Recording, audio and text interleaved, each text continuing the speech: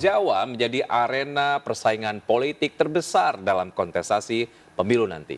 Tercatat 6 provinsi di Pulau Jawa mencapai 56% suara dari total pemilih nasional. Dan hal ini membuat pertarungan suara pemilih di Pulau Jawa akan berlangsung ketat.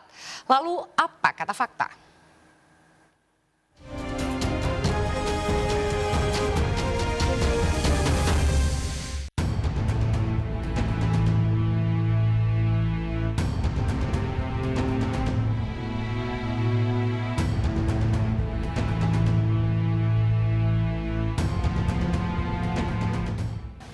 Pemirsa, pasangan calon presiden dan juga wakil presiden berlomba mencari suara sebanyak-banyaknya agar menang Pilpres 2024 mendatang.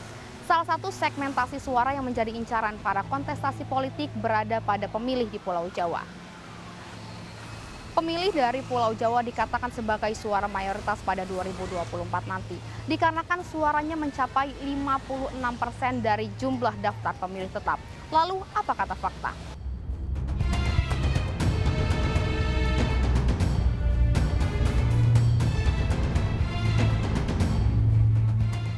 KPU telah menetapkan daftar pemilih tetap yang berhak mengikuti pemilu pada 14 Februari 2024 mendatang.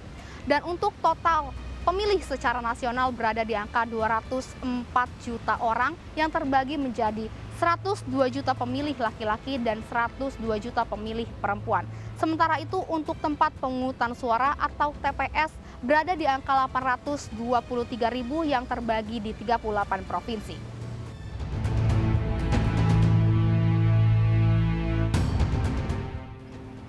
Jika kita melihat sebaran dari jumlah pemilih di Pulau Jawa, logis bila seluruh partai politik dan juga pasangan capres-cawapres menjadikan Pulau Jawa sebagai lumbung suara dan juga arena perebutan yang menentukan.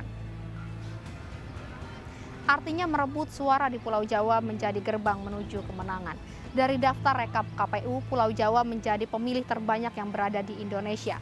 Tercatat 56% atau setara dengan 115 juta orang menjadi pemilih di Pulau Jawa.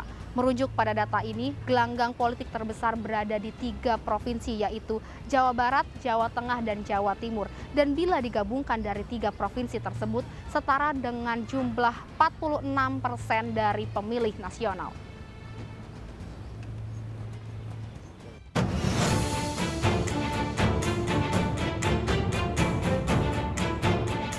Menurut pengamat politik sekaligus Direktur Eksekutif Fox Poll Center Research and Consulting, Pangi Syarwi Caniago, Pulau Jawa menjadi ajang pertempuran dalam meraih suara. Namun jika pemilu nanti harus sampai 2 putaran, sebaran di luar Pulau Jawa juga tak kalah menentukan.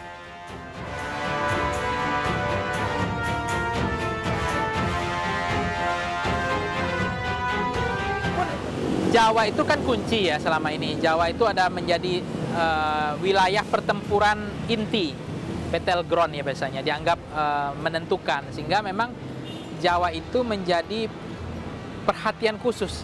Kenapa kemudian DKI Banten menjadi penting, Jawa Tengah, Jawa Timur ya, Jawa Barat, DIY. Itu menjadi selama ini menjadi wilayah yang sangat diperebutkan. Saya katakan di putaran pertama Jawa adalah kunci. Iya, tapi di putaran kedua tidak cukup hanya Jawa. Sebaran yang merata itu penting. Makanya besok adalah calon presiden yang Jawanya kuat, tapi sebaran di luar Jawanya juga bagus, itu akan punya potensi menang pada putaran kedua.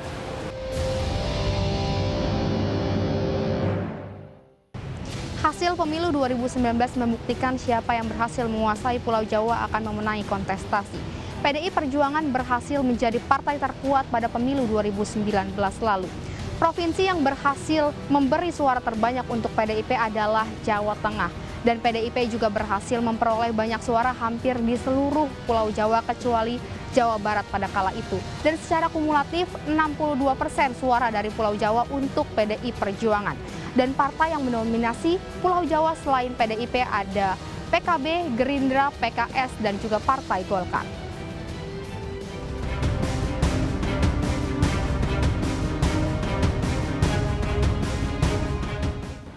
Tak hanya pemilihan umum, siapa yang melenggang di istana juga dipengaruhi secara signifikan hasil pemungutan suara di Pulau Jawa. Pilpres 2019 membuktikan siapa paslon yang meraup suara mayoritas di Pulau Jawa akan mengantongi tiket sebagai RI 1 dan RI 2, di mana rekap hasil Pilpres 2019 dimenangkan oleh Jokowi dan Ma'ruf Amin, yaitu di DKI Jakarta, Jawa Tengah, Jawa Timur, dan Yogyakarta.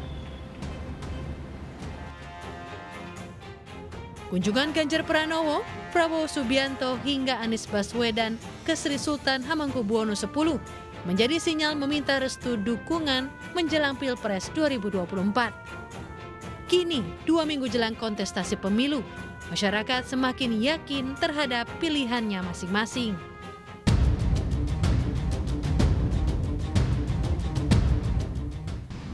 Paslon 1. Gimana? Kenapa? Karena mungkin terakhir debat sih Kak, yang kemarin debat itu terakhir.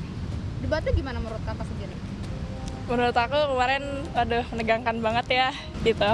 Nah, untuk favorit Kakak sendiri, paslon 1 menurut Kakak tuh debatnya oke nggak? Apa nih kalau bisa dijelasin? Iya, oke banget penjelasannya sih Kak. Aku mungkin 2 kali ya. Kenapa? Karena suka aja gitu, kayak lebih milenial gitu Kak. Apa suka program-programnya atau gimana? Kalau dari program-programnya juga aku suka sih gitu. Ganjar Mahfud ya. Alasannya apa nih Pak? Kita lihat track record mereka ya, 1 bersih, 2 mumpuni, dan 3 berani. Kita lihat Pak Mahfud sendiri kan dia nggak pernah kena kasus apapun. Pak Ganjar walaupun dulu pernah dipanggil ya masalah IKTP, tapi kan akhirnya clear. Jadi menurut saya itu.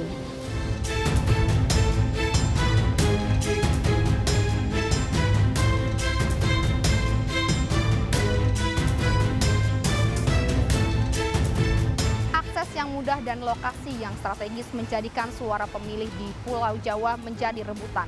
Berbeda dengan pemilih yang berada di luar Jawa, meski jumlahnya mencapai 43%, tetapi harus menempuh jarak yang jauh dan sulit ditempuh. Dan kurang dari 2 minggu lagi kita akan menentukan siapa pilihannya. Apakah Anda sudah memiliki pilihan? Dari saya Nisa Sahib bersama juru kamera Jen Jasin, sampai jumpa di Apa Kata Fakta selanjutnya.